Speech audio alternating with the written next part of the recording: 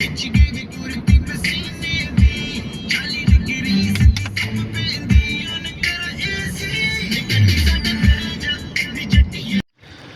भाई भाई ये है मेरा hotel sea horse Da Nang.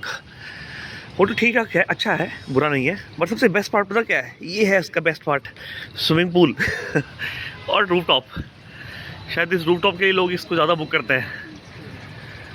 Rooftop के लिए इस होटल को लोग ज़्यादा बुक करते हैं और रूफटॉप से दनांग सिटी का नज़ारा कुछ ऐसा दिखाई देता है। दनांग सिटी का जो व्यू है वो आप यहाँ से कुछ इस तरह से देख सकते हो और एंजॉय कर सकते हो। हाँ जी, कैसे हैं सारे? Good morning. कैसे हैं भाई? अब मैं हनोई से आ गया हूँ दनांग। कल मेरा दनांग में फर्स्ट डे था, जो कि मैंने सन 12 हिल्स और क्या किया मैंने, होयान विज़िट किया नाइट टाइम में। आज सेकंड डे है, लास्ट डे दनांग में। 2 दिन का टूर, हनोई में 2 दिन हो चुके हैं, 2 दिन दनांग में बिताएंगे, फिर चलेंगे हो ची मिन सिटी। तो भाई इस टाइम हूँ मैं दनांग में मेरा होटल है, होटल सी हॉर्स करके। और वाकई यहाँ पर एक सी है, हीरा स्विमिंग पूल। तो इस होटल को स्विमिंग पूल के लिए जाना जाता है, तो इस होटल को मैंने बुक किया था। हालांकि ये होस्टल्स का बैकपैकर्स वाला होटल है, बट मज़ेदार हो सकता है क्योंकि ये स्विमिंग पूल की वजह से। और दूसरा, ये रूफटॉप आपके सामने है दनांग सिटी, जो आपको एक रूफटॉप दिखाई दे रहा है। बेसिकली दनांग सिटी ये है, हनोई से अलग है क्योंकि ये थोड़ा आपको लाइट फील करवाएगी। मतलब जैसे आप हनोई से उतरोगे यहाँ पर आके, अगर आप लाइट और बीचेस पसंद करते हो तो आप दनांग सिटी में आकर पक्का एंजॉय कर सकते हो। तो रूफटॉप बहुत ज़बरदस्त है, बहुत शानदार है। और यहाँ पर आप देख सकते हो दनांग सिटी हनोई से काफ़ी आई थिंक मुझे मॉडर्न लगी, और सिटी के लिए और बीचेस के लिए बहुत ज़्यादा पॉपुलर है। तो इसके लिए आप इसको यहाँ पर एंजॉय कर सकते हो। पहले मैं होटल वाले से पूछूंगा कि भाई स्विमिंग कर सकता हूँ नहीं कर सकता हूँ, क्योंकि स्विमिंग के लिए करने के लिए ठंडा पानी है। ठंडा पानी क्या वो गर्म कर सकता है? देखते हैं। स्विमिंग सबके लिए अलाउड होती है। Let's see, let's enjoy the swimming show at hotel sea horse Danang. All set. मैं तो पूरा टॉवल लेके आया हूँ नहाने के लिए। लेट्स सी, देखते हैं यहाँ पर किस तरीके का एनवायरनमेंट है। मेरे ठीक पीछे दनांग सिटी आप देख सकते हैं और एंजॉय कर सकते हैं। तो भाई फाइनली स्विमिंग पूल में आ चुका हूँ। ये है जी swimming pool, hotel sea horse Da Nang का। और काफ़ी फैंटास्टिक है यार। मतलब देखने में ही मज़ा आ रहा है, तो नहाने में कितना मज़ा आ रहा है। सॉरी, अपने आप को मैं बॉडी को नहीं दिखा सकता, बट मज़ेदार है।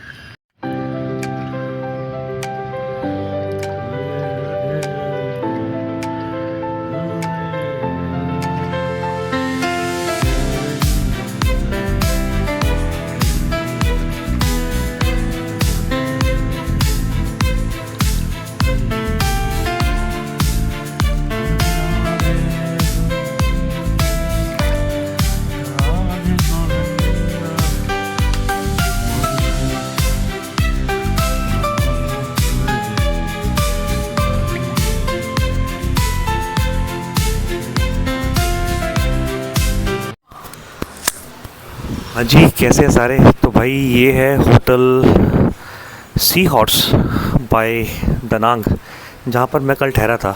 आपको मुझे पता है कि मैं कल रात को हनोई सिटी से आया था, और मैंने कल दनांग लैंड होते ही सनबर्न 12 हिल्स को एक्सप्लोर किया और काफ़ी अच्छा लगा। और डायरेक्टली वहाँ से मैं होयान चला गया था। अब भाई ऐसा है कि आपका जो होटल स्टे है वो काफ़ी कंफर्टेबल होना चाहिए अगर आपको आराम करना है। आपने देखा कि स्विमिंग पूल्स वगैरह में काफ़ी अच्छा एनवायरनमेंट था, एंड मज़ा आ गया। मतलब ये पूरी हॉस्टल की लोकेशन है। अगर आप देखें तो यहाँ पर ब्रेकफास्ट वगैरह अवेलेबल होता है। और ये सामने स्ट्रीट सी हॉर्स करके, दनांग करके इस होटल का नाम है, जो कि काफ़ी अच्छा एक होटल है।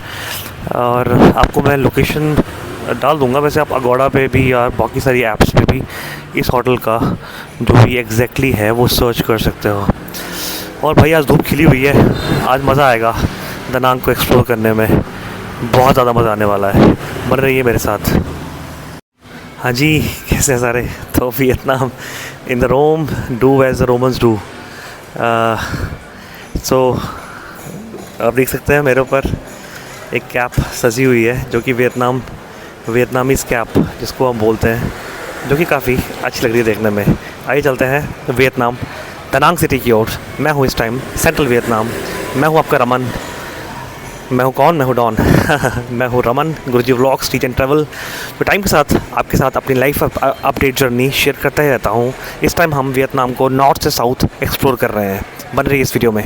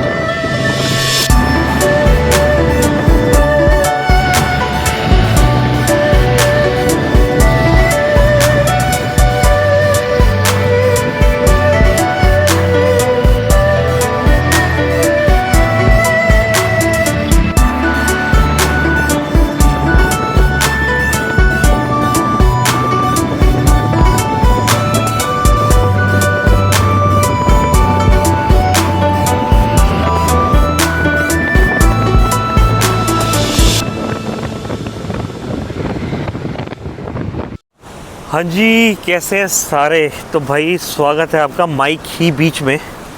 ये है जी दनांग का बेस्ट बीच, ऐसा बोला जाता है। ये है माईकी बीच और इस माईकी बीच के नज़ारे आप उठा सकते हैं। हालांकि मलेशिया में भी मैंने बीच देखा था, और आई थिंक वो सामने वो लेडी बुद्धा का स्टैचू है, आपको हल्का सा वाइट दिख रहा होगा, वहाँ भी आ जाऊँगा मैं। तो फाइनली ये है माईकी बीच जिसकी मैं बात कर रहा था। और आई थिंक यहाँ पर काफ़ी एक्टिविटीज़ वगैरह, स्पोर्ट्स वगैरह काफ़ी कुछ होता रहता है। सामने आप देख सकते हो कोई सर्फ राइडिंग कर रहा है, कोई कुछ कर रहा है, कोई कुछ कर रहा है। माईकी बीच आना वर्थ हो सकता है आपके लिए अगर आप बीचेस से प्यार करते हैं तो। और यहाँ मम्मी एक अपनी बच्चे को नहलाने की कोशिश कर रही है।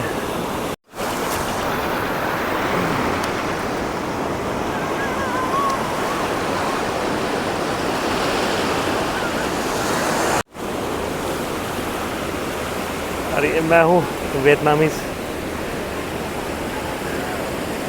ये मैं हूँ वियतनामीज़ कैप में। ये कैप अच्छी लगी मुझे को यार, मुझे पहननी चाहिए आज बीच के ऊपर। काफ़ी अच्छी कैप लगी है वाली। वियतनाम में एक आपको टिप दे के जाता हूँ। देखो, ग्रैब ऐप बहुत अच्छी ऐप है, उससे आप बुकिंग कर सकते हो। सस्ती पड़ती है क्योंकि आप ऑन द स्पॉट बार्गेनिंग करोगे, वो कोई रेट बताएगा, वो कोई रेट बताएगा, आप कोई रेट बताओगे। दनांग में इस समय खड़ा हूँ माइकी बीच पर, और आपके लिए एक खास टिप। देखिए, ग्रैब ऐप से ही यहाँ पर बेटर रहेगा अगर आपको कम रेट पे ज़्यादा एक्सप्लोर करना है और बार्गेनिंग करने का मन नहीं है। बट कई बार कोशिश करना, जो रैंडम ड्राइवर्स आपको अप्रोच करते हैं उनसे बार्गेनिंग करने के लिए। जैसे कि मैं बताता, मैं आपको, वाह शाविल क्या कर रहा है? हाँ, मैं आपको बताता हूँ कि मैंने बार्गेनिंग कैसे करी।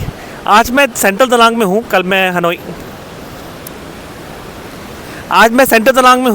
हनोई में था, और आज मैं माइकी बीच आया था। जैसे ही मैं बीच पे एंट्री करने लगा, एक ड्राइवर ने मुझे अप्रोच किया और बोला कि मेरे हालचाल पूछा। वैसे तो ड्राइवर काफ़ी अच्छे होते हैं, पहले हालचाल पूछते हैं, ऐसा नहीं कि डायरेक्टली टूरिस्ट करके आपको लूटते हैं। तो इन्होंने मेरा हालचाल पूछा और मैंने बताया कि मैं ऐसे ऐसे यहाँ पर इंडिया में आया हूँ।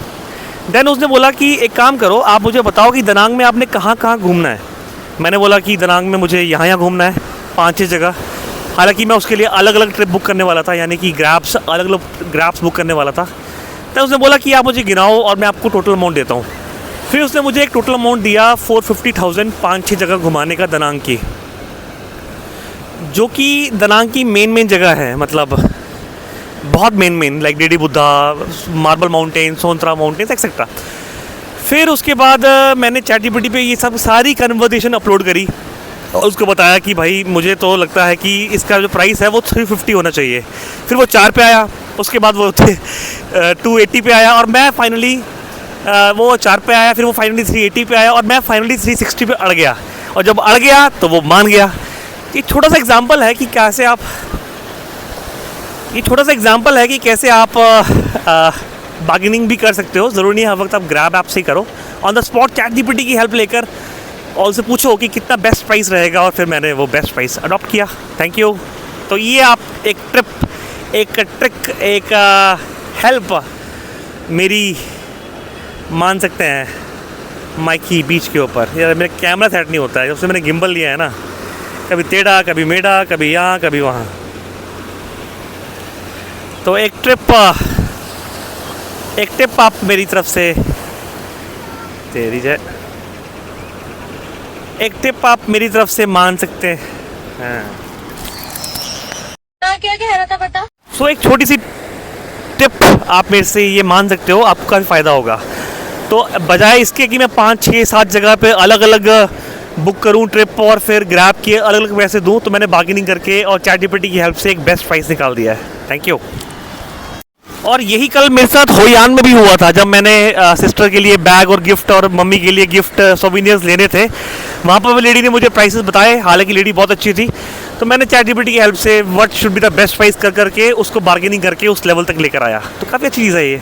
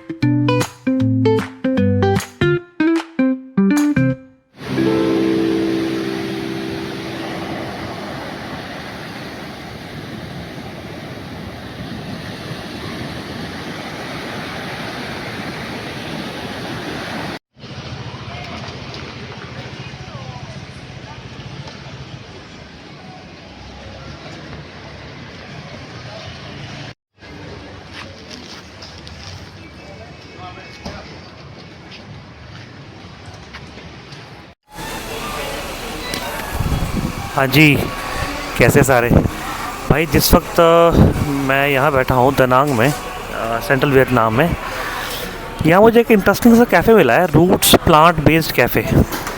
मैं इतने दिनों से वेजिटेरियन खाने के लिए तरस रहा था। मैं हनोई में 2 दिन था, उसके बाद अभी दनांग में आया हूँ।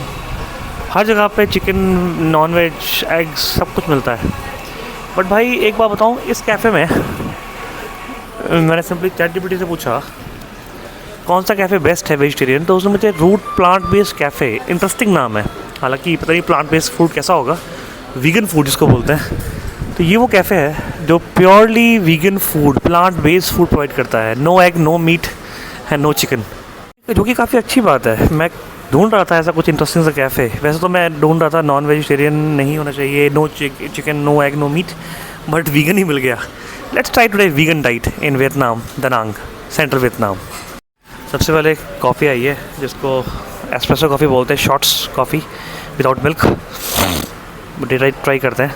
हालांकि प्लांट बेस्ड तो नहीं होती, बट चलो क्या पता प्लांट बेस्ड बनाई हो इन्होंने, क्या पता प्लांट बेस्ड बनाई हो इन्होंने, कोई पता नहीं। एस्प्रेसो कॉफ़ी है या करेले का जूस, पता नहीं इतना कड़वा क्यों है, बट देखता हूँ ट्राई करके। देखता हूँ चीनी होती है इसमें क्या नहीं होती है। फैमिली हाथ क्या बहुत कड़वा है, मतलब करेला का जूस खाली पेट में इस टाइम पर भी देखता हूँ। तो वाइब आ रही है ना, वो बहुत अच्छी आ रही है, क्योंकि फ्रेशनेस और कुछ अच्छी चीज़ों की वाइब आ रही है यहाँ से। बाकी बताने को देखते हैं। भाई मैंने AI से पूछा, बट उसने मुझे बताया एक्चुअली वो एस्प्रेसो शॉट था, वो ऐसे ही होता है। मैंने तो कुछ शुगर के लिए रिक्वेस्ट करी थी, वो मुझे मिल गई थी।